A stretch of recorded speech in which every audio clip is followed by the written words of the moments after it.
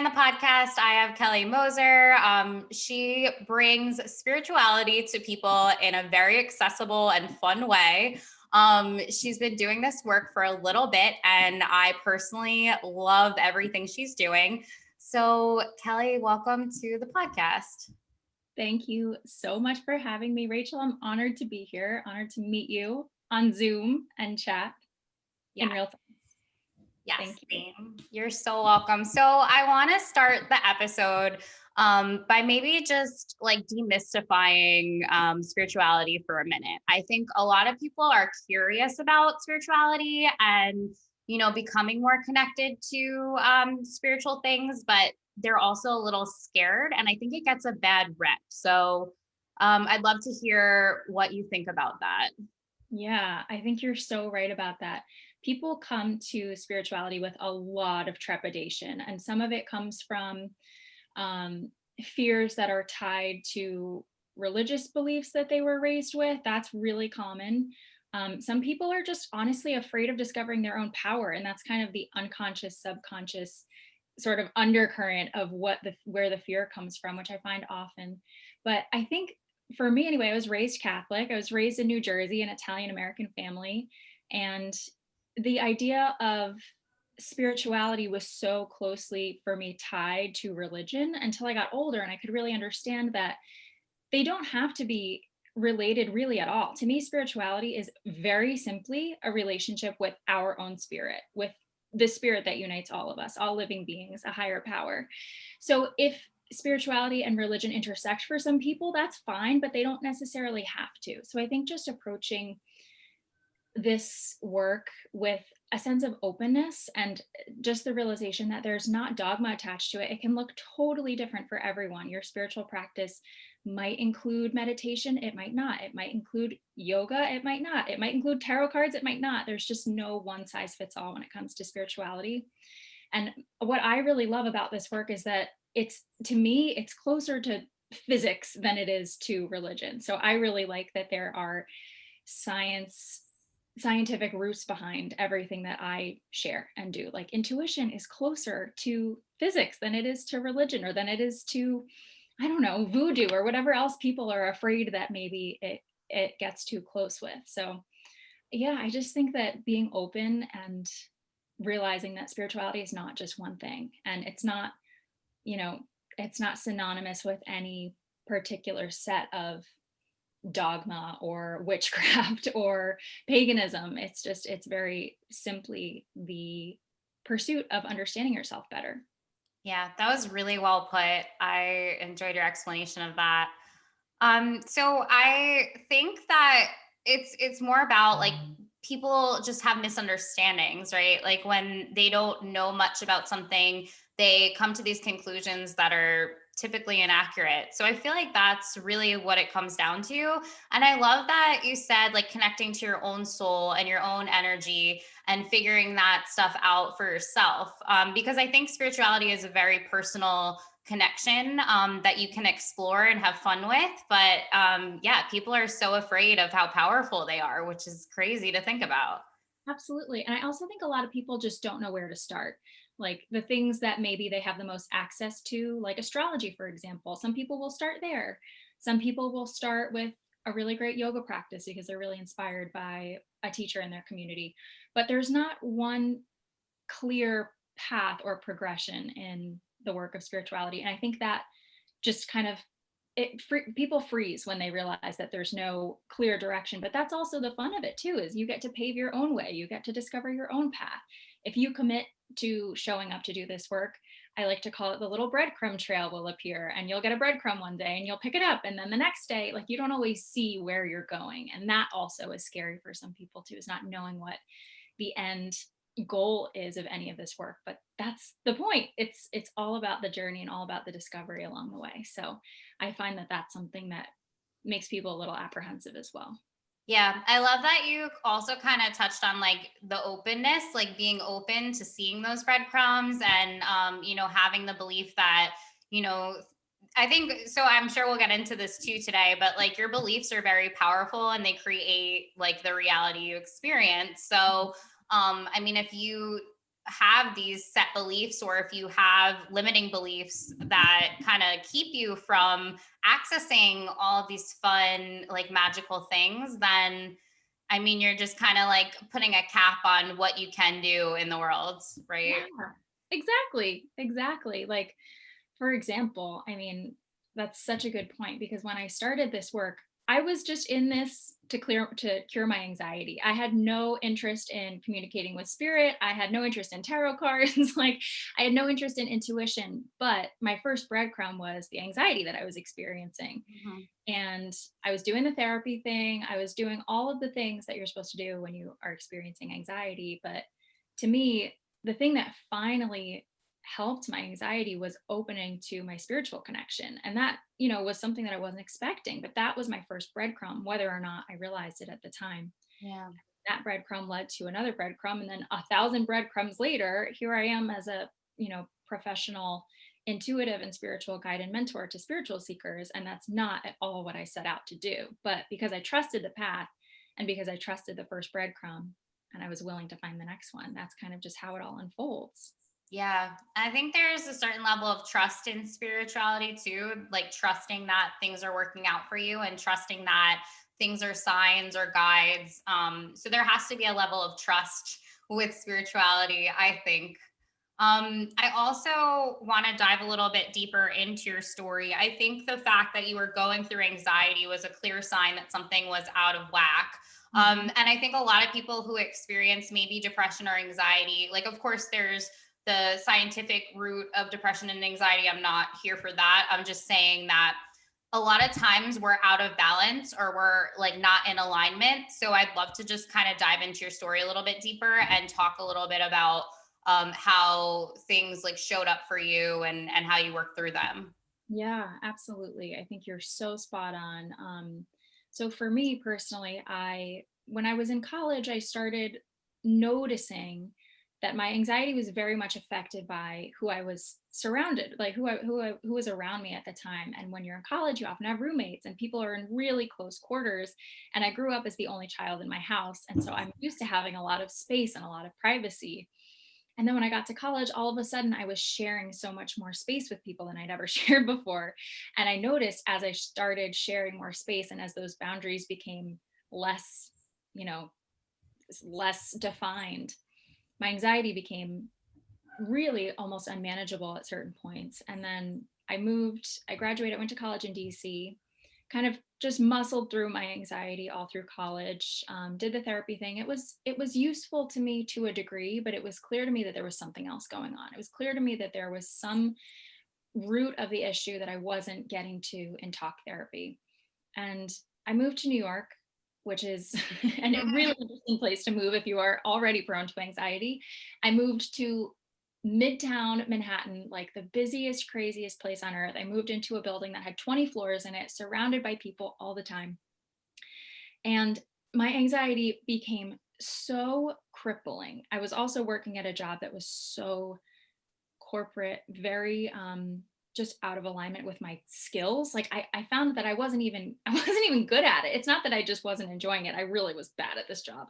And that, produced a lot of anxiety too. And I felt that I was so constantly I had no emotional boundaries between my bosses and myself, between my coworkers and myself, between my neighbors and myself.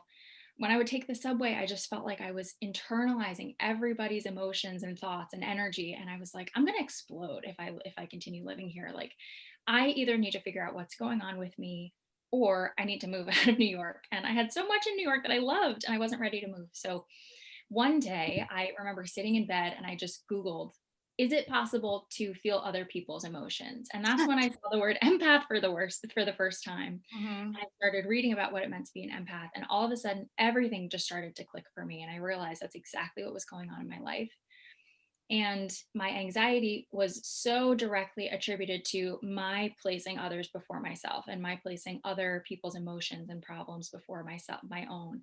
And being this perfectionist that I am, I wanted to fix it. Anybody that I came across who had a problem, just emotionally bled for that person. I wanted to help them fix. And now, after many years of realizing that that's not how really is really not how it works, at the time I thought I was doing this great service to everybody by giving so much of myself in so many different places. And I realized that particularly when someone that I loved was going through something really challenging, that's when the anxiety would spike. And it wasn't even a conscious connection that I was making. It was as if I was feeling their issues, their challenges as if they were my own in my body, with my anxiety, with my emotions. And it was just this moment of clarity of, oh my gosh, we're all connected. And the people that I love, I can tune into their energy. I understand that we're connected, even if I'm not consciously saying, okay, I'm going to tune into, my niece's energy who lives in Nashville right now. I didn't have that awareness or control yet, but I was just tuning in everywhere to everyone that I met, tuning into their frequency. And I lost my own energy in the process. And I almost didn't even know what my own energy was anymore. So that's a very long winded explanation of kind of how my anxiety was showing up for me. And to your point, it was a signpost. It was like an alarm for me to say, there's some work that you need to do here, and you need to sit and be curious about it and figure out what it is, because you can't live this way. So even just that first kind of breadcrumb of understanding that there's something wrong, there's anxiety, the law of cause and effect. If you're experiencing the effect of anxiety, there's a cause. And sometimes the cause is outside of your individual human experience. Sometimes it is, you're just picking up on something that your best friend is going through, or your mother's going through, or your neighbor's going through. But there's always a cause. And being willing to see that and make hard changes sometimes, because it's really hard. Sometimes we don't want to see what that cause is. We don't want to have to make changes. It's easier to just push through it and say, okay, I'll just deal with this, rather than saying, okay, there's something here that needs to be changed. And Yeah. that's part of the spiritual journey too, is being brave enough to make changes when we recognize that there's something out of balance in our lives that we need to change. Yeah, those changes can be hard, but they're absolutely necessary and beneficial. I love that you said like investigating and being curious, and not just like, sinking in the hole of your problems and saying like, okay, I just have anxiety and this is it, and actually like kind of discovering why. I think that was such a great move to like look into like feeling each other's emotions. A lot of people have like empathic qualities, I think, but they're just not aware.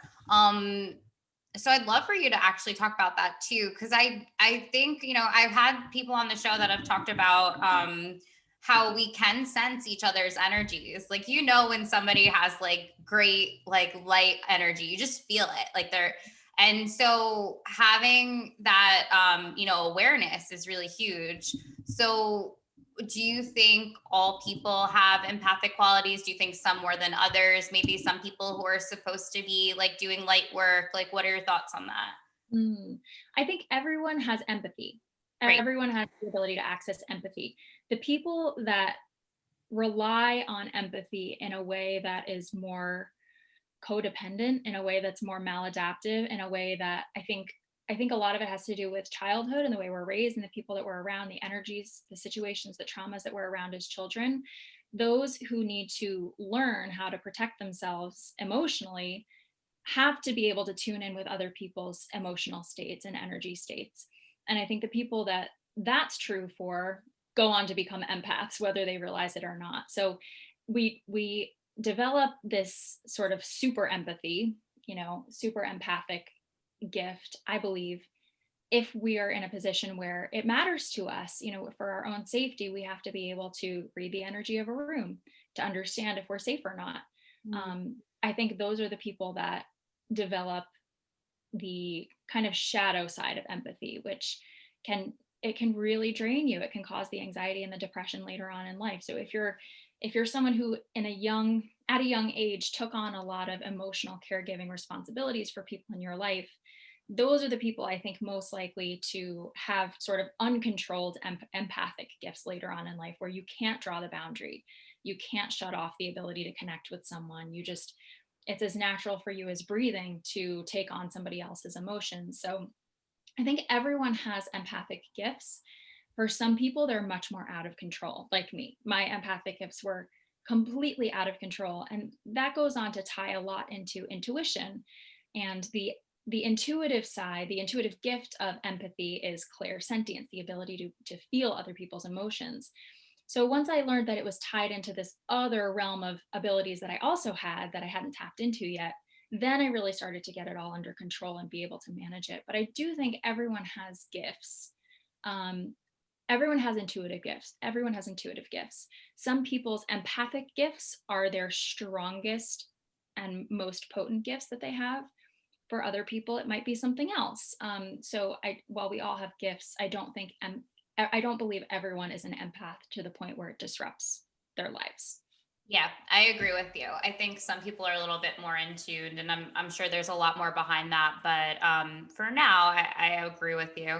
I have some questions for you on like how you were able to actually establish boundaries, and also how you were able to ground yourself. I think it's pretty overwhelming when you are a highly sensitive person, or when you are empathic to the point where you have these ties and you feel for others. So I would say, because I'm sure there's people who could relate, how do you draw your boundaries, and how do you really ground yourself and get in tune with your energy so that you're not so impacted by others?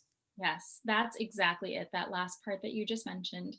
If we don't know what our own energy feels like, and I didn't because I had spent 20 plus years just being the energetic chameleon of whatever situation I was in, I was totally out of touch with my own energy. And that is the foundational skill that you need to build in order to manage your empathy, in order to manage your intuitive gifts, in order to manage anxiety and depression. You have to be able to tune into the truth of your own frequency, because we all vibrate at, I call it a home frequency, like a homeostatic frequency. We all have this sort of energy that our bodies naturally vibrate at, unacted upon by any sort of external stress. We all vibrate at a certain place. And then when you introduce other energies, that will affect our vibration. And when we're completely unaware of what our unique home frequency feels like, we're going to start to believe that all of those levels of affected energy are true, are who we really are, but they're not. So I would love to actually lead us through a little bit of an exercise where we can get in touch with our home frequency, because that is the building block for all intuitive development, for all empathic management, is just understanding your home frequency. Does that sound good? Yes, please. I am like loving this so far. So just keep going and definitely lead us through that exercise. All right, amazing. So, like I said, we all have a home frequency. We all vibrate at a certain place when we're kind of like at rest. Imagine a pond, nice and still, and then you throw a stone in it and it creates all these ripples. What we're going to tune into is what the energy of the pond within us feels like before we add any stones to it, because that's what we need to understand. And when we understand what that feels like, we can understand when we're now out of that frequency, and are we shifted into a higher frequency that maybe even feels better? That's possible.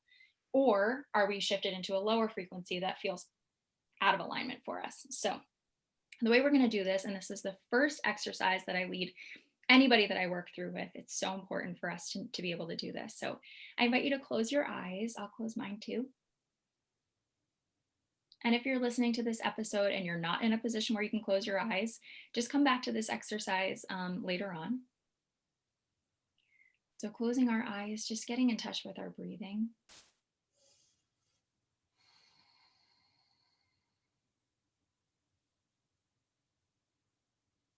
Just beginning to tune in to our heart center, noticing how it feels there.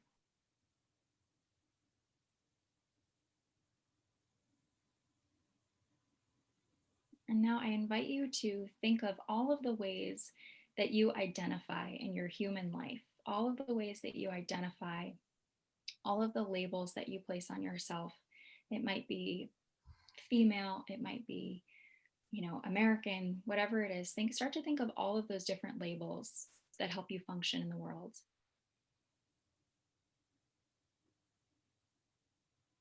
And just imagine yourself peeling these stickers off of like a whiteboard. So go ahead and peel the sticker off that says female, male, American, Canadian. Now think of all of the roles that you play in your life. So maybe you're a mother, daughter, sister, friend, colleague. Just imagining a whiteboard in front of you and you're just peeling these stickers off one at a time.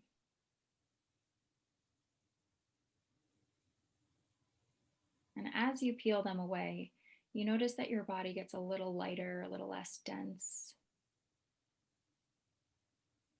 We're just dropping all of the labels, all of the identities, all of the ways that we define ourselves.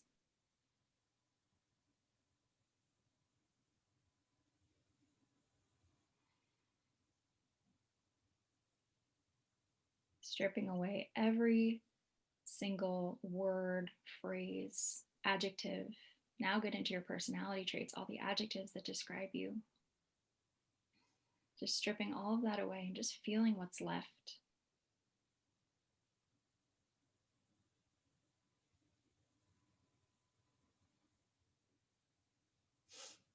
Even when you peel all of these different layers away, there's energy left underneath all of them. So without all of those things, what did your energy feel like? And this answer might come to you in the form of a physical sensation. You might have impressions of colors and textures. Certain words might come to mind.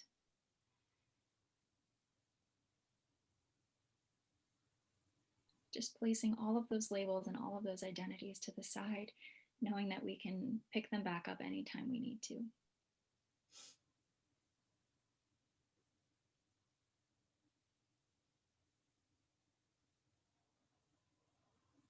So feeling this energy right here, this is your home frequency.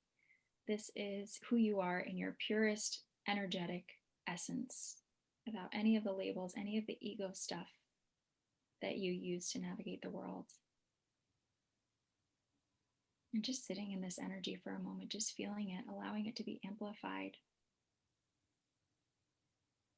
With each inhale, it becomes stronger and stronger, more apparent to you, more recognizable to you.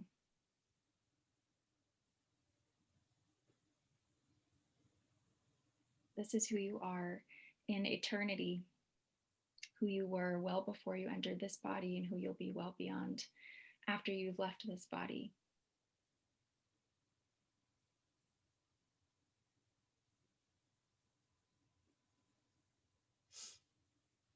And now, just to be able to play with this a little bit, so really anchoring into that energy here, noticing where in your body you feel it the most.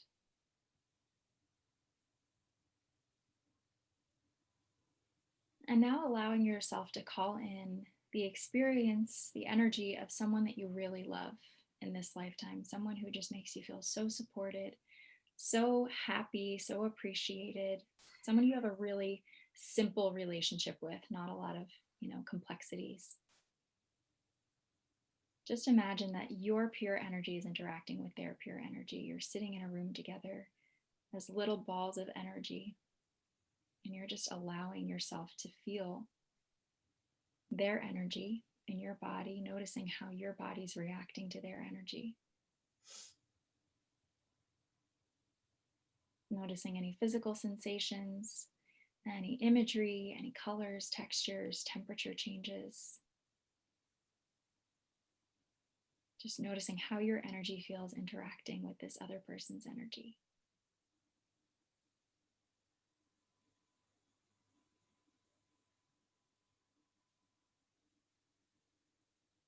And now you can gently release that person and come back to your home frequency, come back to just your energy. Think of it as like if you've ever watched Serena Williams play tennis, she always comes back to this place of neutrality before returning a volley. So she's always grounded, always centered. So that's what your home frequency should feel like you're coming back to this really centered place.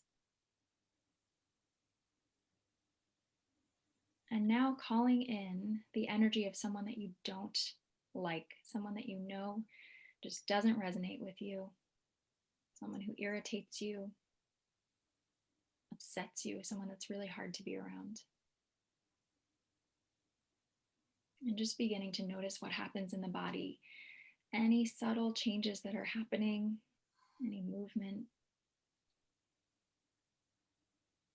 any emotions that come up, any colors, textures, temperature changes. Just noticing.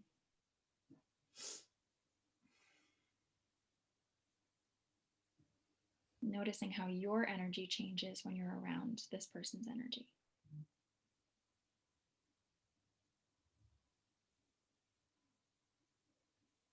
And now you can release that person as well.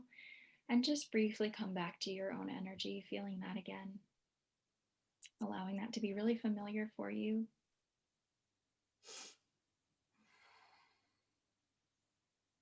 And when you're ready, you can open up your eyes and come back into the room where you're sitting. Thank you so much for that. I think you definitely walked people through a journey. So I'm excited for them to experience that. For me personally, I thought it was fun. It was fun for me in that, like, it gave me some awareness about my true nature and like how my true nature is so calm. And it also gave me some awareness that like these labels that we have are so heavy, like they're heavy attachments, and we really latch onto them to anchor ourselves. But we can feel so much better if we're not so attached to them.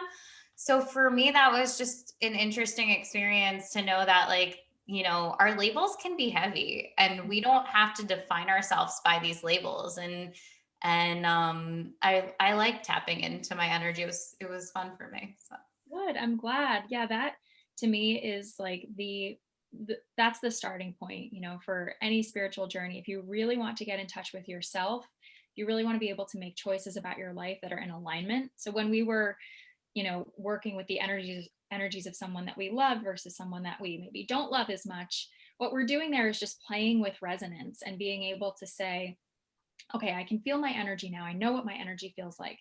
When I add this person who I know I love, who I know I get along with, my energy maybe feels amplified. So, some things that you might experience when you are surrounded by energy that's in resonance for you, something that resonates. It's like when we say we vibe with someone, that's not just kind of a BS phrase. We're actually saying our energies really align and converge, they're really resonant. So, for anyone going through that part of the exercise, some things that people report experiencing are maybe a sense of lightness, expansiveness, openness, warmth. People share tingles, but in a really comfortable way.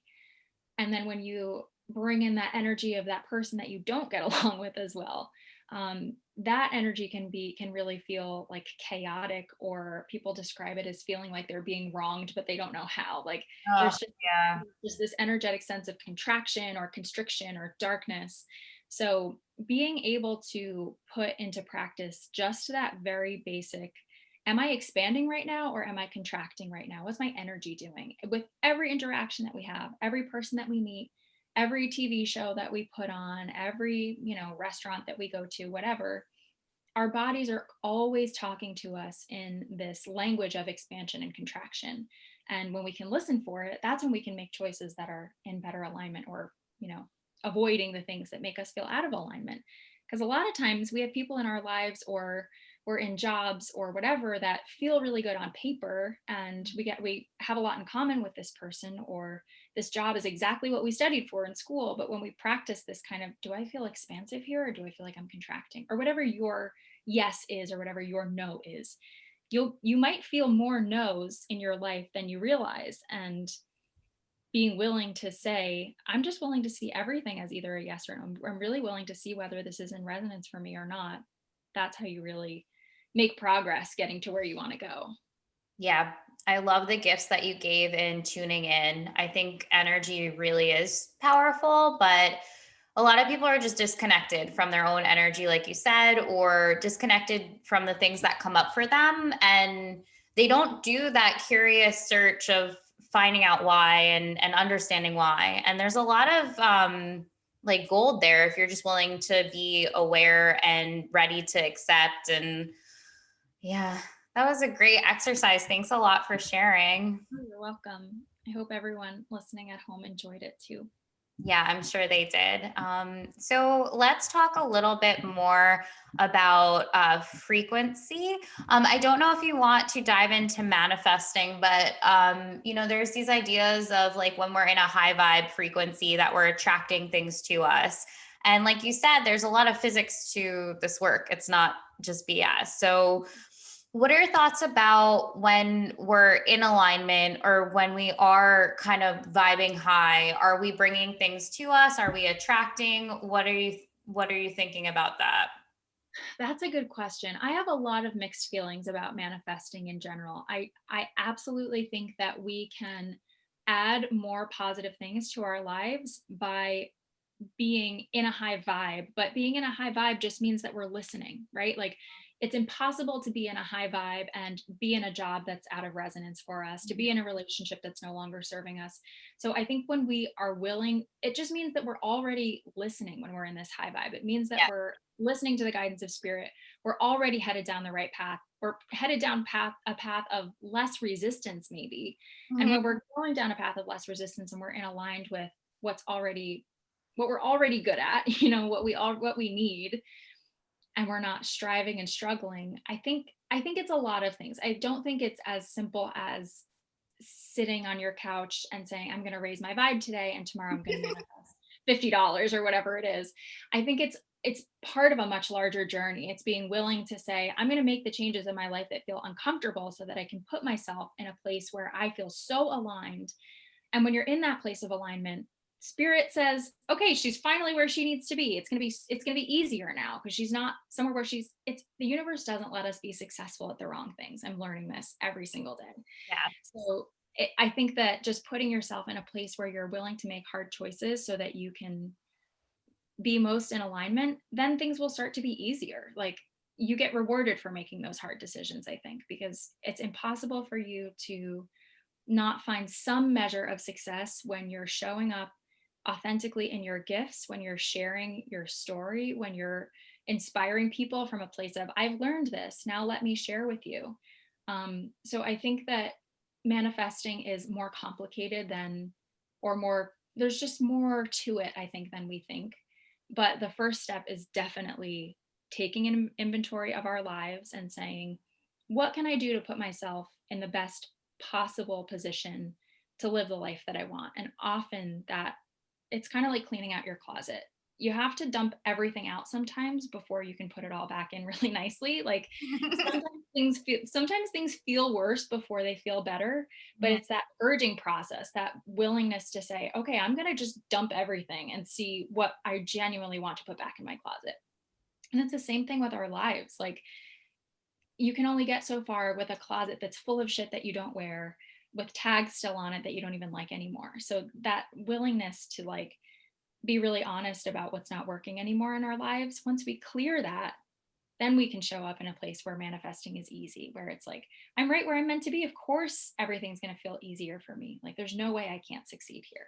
Yeah, I have a couple questions that I thought of.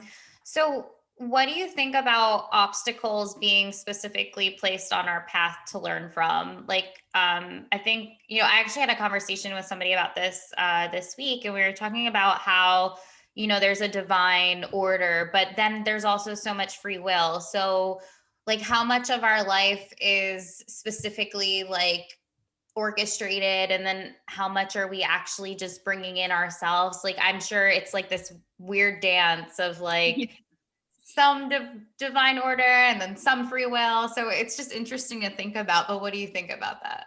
Well, I think one thing that upsets me about this manifestation culture is this idea that we, with our energy, attract everything into our lives, good, bad, ugly, and neutral.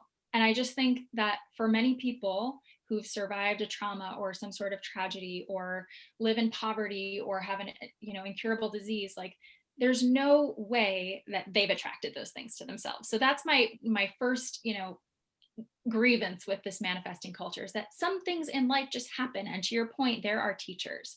Mm. So I don't think that anything in life is a throwaway. It's either something that we realize, if I change my approach I can attract something better, or I can't change this. And therefore, this is a lesson for me to learn and move through. So to answer your question, I don't know what that percentage is, what that balance is, but 100% there are some things in life that we bring about ourselves. Like, for example, I was in a pattern of I'm a huge people pleaser, and growing up, all I wanted to do was please my mom and my siblings and my teachers. I had to be the teacher's pet. I had to get straight A's because I just wanted the teacher to like me.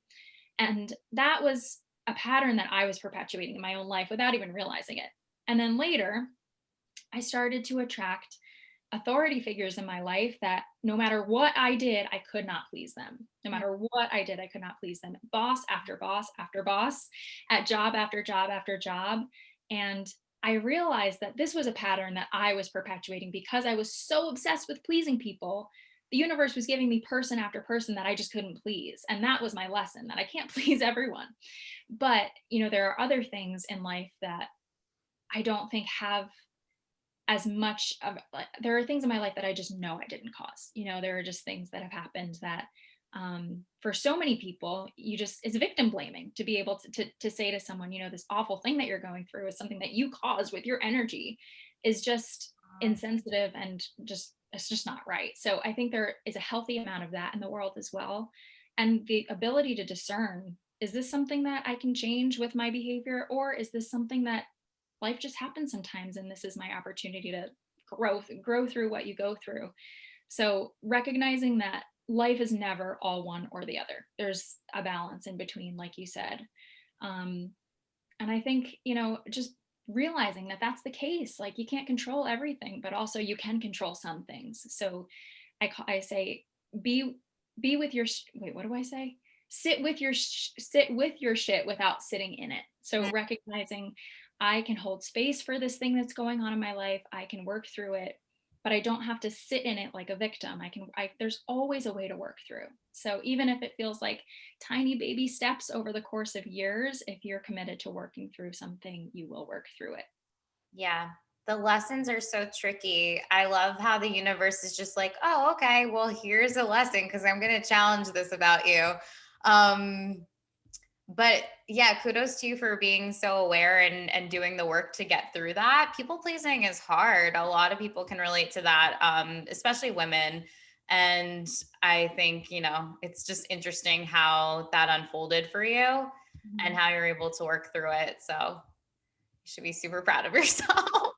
Thanks. It's an ongoing process, but now I can recognize it, when it comes up. It's like, it's not something that can be changed with the snap of a finger. It takes a lot of work and just a lot of self-compassion, and, not falling back into old patterns of, oh, I'm so stupid, I did this again. Like, that's something too about spiritual work. It's really easy to get really down on yourself when the same lesson seems to be repeating itself over and over.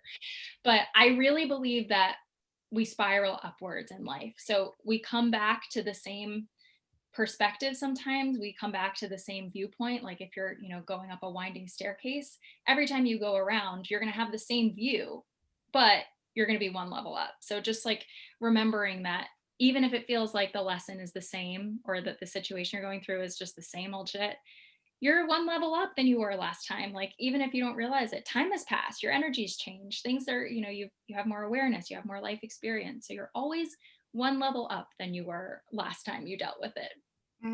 Yeah.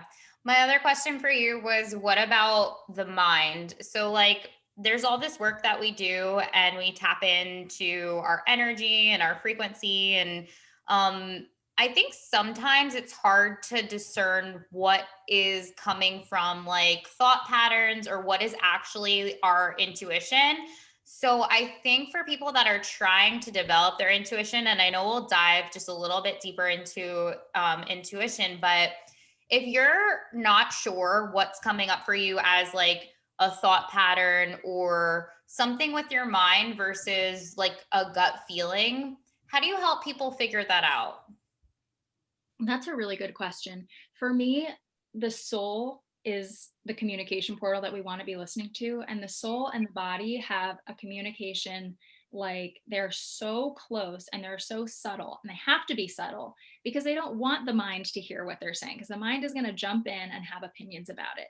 So Mhm. if you can feel something deeply in your body, if you can practice that expansion contraction exercise, if you feel expansive in your physical body, that's where intuition plays out, in the body, never in the mind.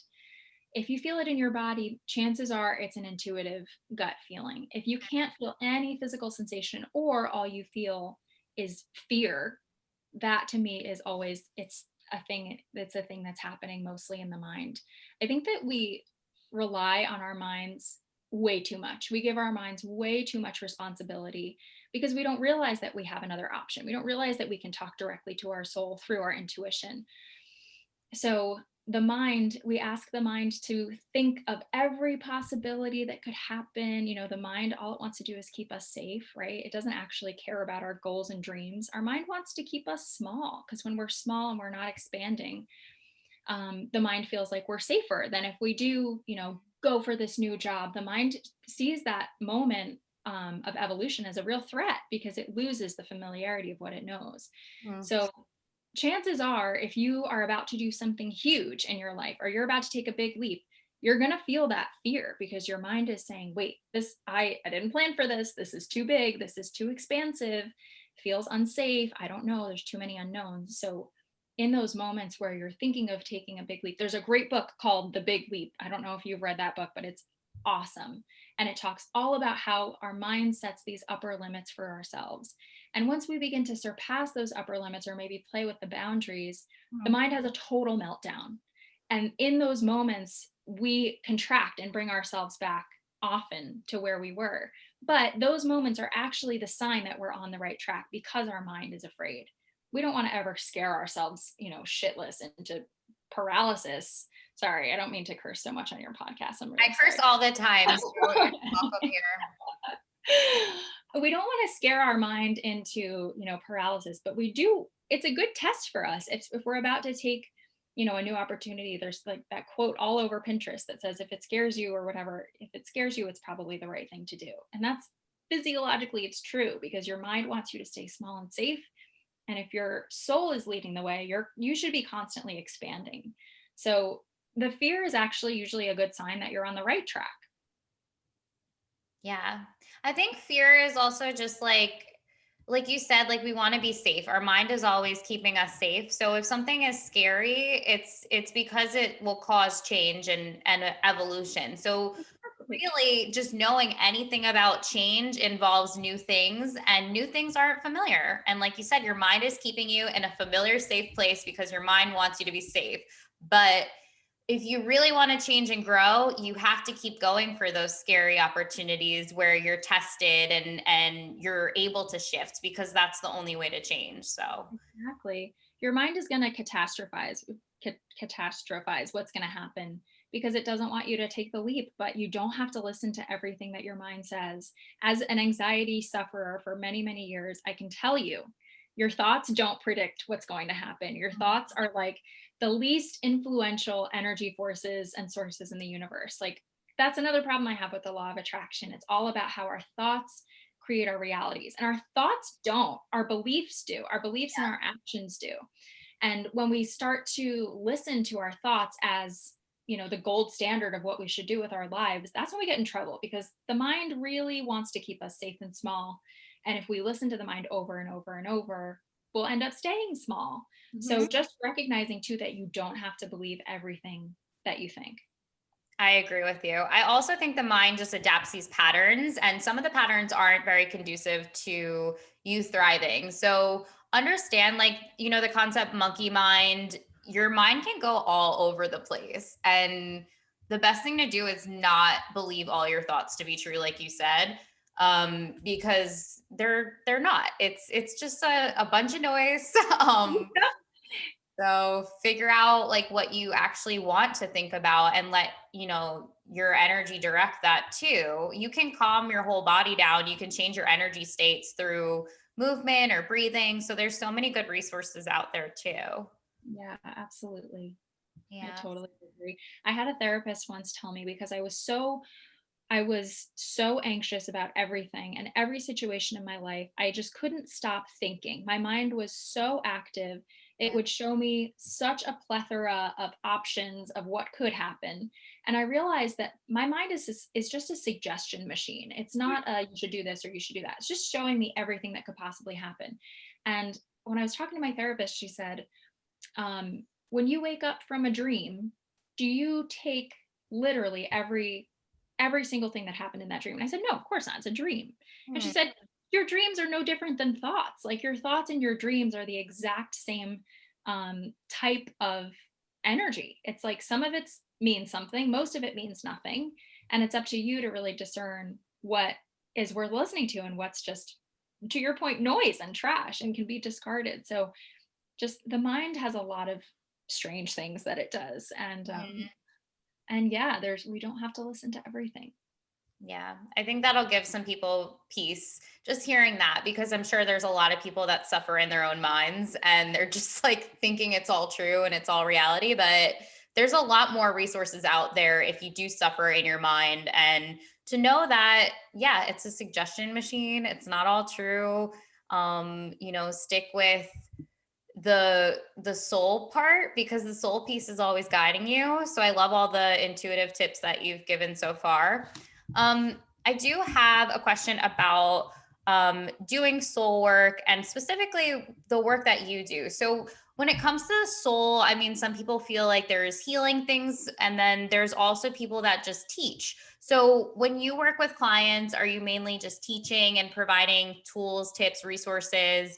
Do you also help people heal? Because I know like energy healers and all the people that work in that space. So what do you say you do, and what's like the most resonating thing for you? Mhm. I do a little bit of both, and I really like sort of walking between both worlds because there's nothing more satisfying than just helping someone one on one to deal with something that's really a challenge for them in their lives. So that's how I started in this work. I picked up a tarot deck and realized that, oh my gosh, wait, I'm an amazing tarot reader, and I had no idea. So that was my first sort of spiritual portal, to be able to channel just guidance for people, assistance and help. And then I realized I really do want a tangible tool to help people then move through what the cards say, because the cards are never wrong. The cards don't lie. But Hmm. I felt like I needed something else to be able to help people with the next step. So I became sort of a certified hypnotherapist. So now the sessions that I work with people on are a combination of tarot and hypnotherapy. So the tarot helps us identify the energies that are at play, what's going on, the subconscious beliefs that are at play. And then the hypnotherapy actually helps us reprogram those beliefs. So the healing work that I do is kind of two part in that way. I wanted to be a Reiki therapist so bad, but I have a weird thing. I don't like to touch people. I don't like to get Yeah. too close to people. I really wanted it to work, and then I realized it's not my thing. Yeah. Um, but Reiki's super powerful if you don't mind touching or being touched. And then the education piece is something that I'm really passionate about too, because I find that a lot of people that come to me have so many gifts and they're just not trusting their own gifts. And I realized if I could just spend 4 hours with this person and teach them what I know, what I've learned throughout my own journey, they wouldn't need to come to me for these healing sessions because they would be so confident in the guidance that they were receiving themselves. And I understand that not everybody wants to do that, which is why I still do offer the one on one healing sessions.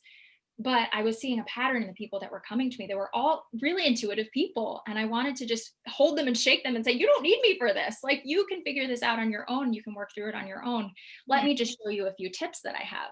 So that out of that was born my passion for teaching people about getting in touch with their own intuition, their own soul. So my work is a little bit of both.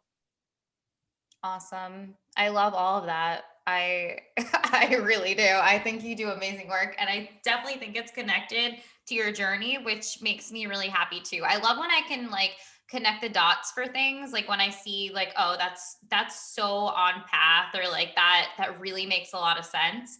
So for you, it seems like it does, because you went through this whole experience with anxiety and being empathic, and then you're able to discover all your own gifts and then share that with others. So beautiful.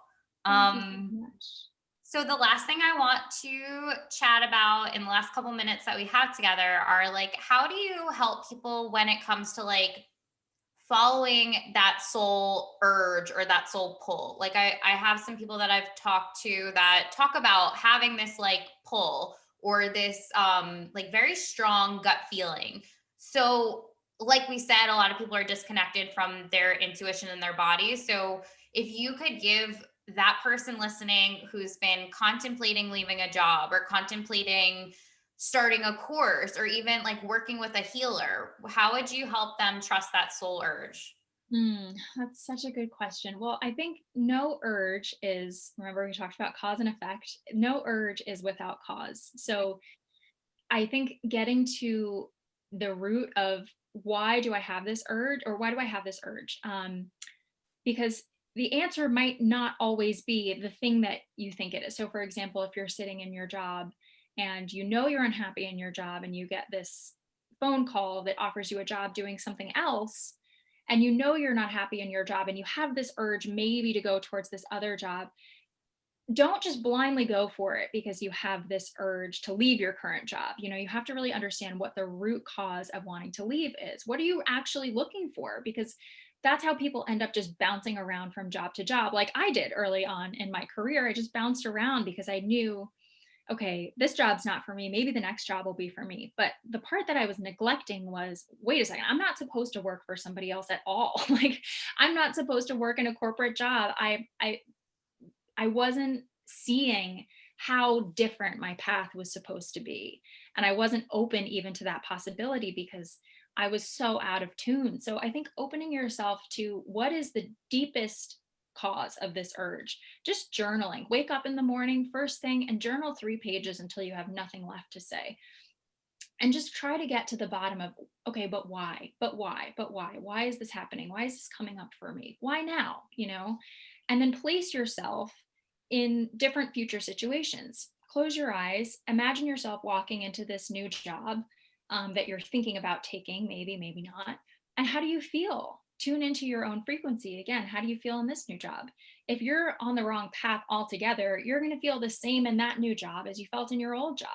So put yourself in a totally different situation. Imagine yourself waking up as a farmer. Imagine yourself waking up as an astronaut. Imagine yourself waking up as a dance teacher. Try to put yourself in the energy of this new life or this new situation, and try on a lot of them and see which ones feel the best. And if your, dance teacher situation feels the best, doesn't mean you have to go be a dance teacher, but there's something, okay, what is it about this situation that felt the best? Was it the flexible hours? Was it that I got to sleep in? Was it that I was teaching people something that I really loved? So try on in your mind different scenarios. Notice how your body feels in each of these different possible futures, and then figure out why you feel that way, and then continue asking yourself questions, and then narrow it down more and more and more until you realize, okay, it wasn't the dance teacher that I wanted to be. It was really that I want to teach French because I love French. I mean, whatever it is. So refine, try on and then refine, try on and then refine. Because you can feel, I don't know if you've ever read any books by Dr. Joe Dispenza. He has a wonderful, he's amazing. And I love him because he ties in science so well with this spiritual work. And he believes, Becoming Supernatural is a great book of his. He Mhm. believes that our bodies can't tell the difference between an experience that we very vividly imagine and an experience that's actually happening in our lives. So you have the ability to like try on all of these different possible future lives for yourself, and your body will respond to you with the expansion, the contraction, with the joy, with the bubbliness, whatever, as if it were actually happening for you. So use these like magical tools. That's like a form of manifesting too, is being able to place yourself in a future life before it happens. So that's one thing that I would share with people, is get really curious about the why behind the pull, because otherwise you'll just end up like me, hopping from corporate job to corporate job, realizing that, wait, I'm missing something here. There's something deeper that I didn't get to. Yeah. I think what I also like is the curiosity, right? Like, so I love that you kept saying why, but why? That is such a great way to really discover your truth. So if you are a truth seeker and you're seeking like your truest, most authentic path, keep being like playfully curious. Like have this idea, like, okay, I can play around and I can have fun and like be inquisitive, and it's not a black or white thing where it's like bad or wrong or right. Just be like playful with it. So that's also a great piece.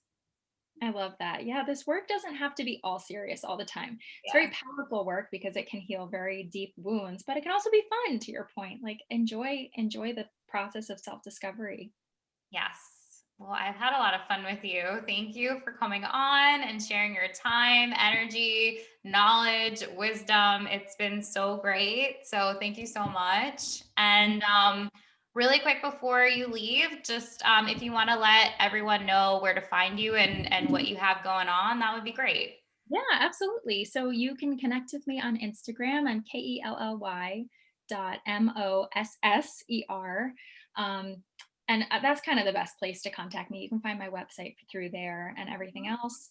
And right now, I'm about to start a new class of my Intuition Ignition program, which I'm super excited about. We're full, unfortunately, for anyone who's listening, but we will be offering again in the spring, and just a way to work with me, if that's something that's interesting to you. I do those hypnotarot sessions. I offer those on an ongoing basis, and I also offer this monthly digital spiritual self-care kit called the Spirit Guide, where every month has a different theme. You'll receive guided meditations and journeys and group hypnoses and different workshops and things like that. That's just a fun way to start your spiritual practice, stay accountable to a practice, and connect with community of like-minded people who are on the same journey. So those are some ways to just stay in touch with me. And otherwise, I would love to just see you all on the gram and we can chat there. Awesome. Thanks again, Kelly. Thank you so much, Rachel. What an honor to be on your show. I really appreciate the opportunity. It's an honor to have you. You're a rock star. I loved this conversation. I loved your exercise. That was great for people who want to like get into their energy. I don't, and that's not like a common one. Like there's a lot of like meditations out there that are very common, but I haven't personally heard of that one. So That's a Kelly original. That's just like straight from my own experience. And I find that it works. So I share it with other people. yeah, I love like helping people like figure out their own energy. And I think that's like probably direct from your experience because you were just absorbing everything all the time. So you had to Yeah. really figure that out. Oh my God, so many hours on my couch coming home from my cubicle job on the subway in New York. And I would just be like, I need to figure out who I am because I can't feel it anymore. I have no idea. So just that moment of desperation and then just watching what was happening in my body was like amazing to think about. And I had to ask for it too. It's like, I need to know, help me understand, whoever's listening, help me understand who I am because I'm really lost. So, and that's kind of what came up. Yeah, that's actually one of the things I wanted to talk a little bit more on, but like I didn't mention it to you. Like the whole idea of praying, like so I mean, obviously like the universe is with us at all times. Like it's always like we're connected to it, so we're not detached from it. So like I've had some like interesting experiences when I have like prayed, like very much asked for things and they showed up for me. And I just think that's a little bit empowering too, just to know like at the end of the day, like what you're wishing for like is heard. Like somebody out there hears you. You're connected. So Absolutely. And you just have to trust that if you don't get it, it wasn't meant for you. Like something else will come along. Or, I had a really interesting sort of relationship to prayer this summer. My mom got very sick in June, and there were days, weeks where we weren't sure if she was going to make it. She went from totally fine to totally not fine very fast, and she's healing now, thank God. But there were moments where I was like, I can't pray for her to live because if she lives, she might be miserable for the rest of her life. Like the quality of her life could be awful. So I had to shift from asking for her to live to just asking for the situation that would bring her the most peace. And that was like a really big change for me. I was just used to asking for what I wanted, but so that was just something that I noticed is like sometimes you just have to pray for the best thing. And even if it's not the thing that you think is going to be the best, and she lived and she's doing well, and but it was like a very scary thing to be like, oh my God, I'm not praying for like the selfish thing for her to live and keep being my mom. So I don't know, that was just like, prayer is interesting. That's like a whole conversation in itself. A lot of people have a lot of fear around prayer too. I think there's a lot of fear around the spiritual stuff. I don't think people are used to trusting themselves or used to trusting outside forces, or so those are two things that kind of impact the fear. Yeah, but you're amazing, so I really appreciate you. Oh, I'm so glad that we've connected, and I'm really so honored to be on your show. Thank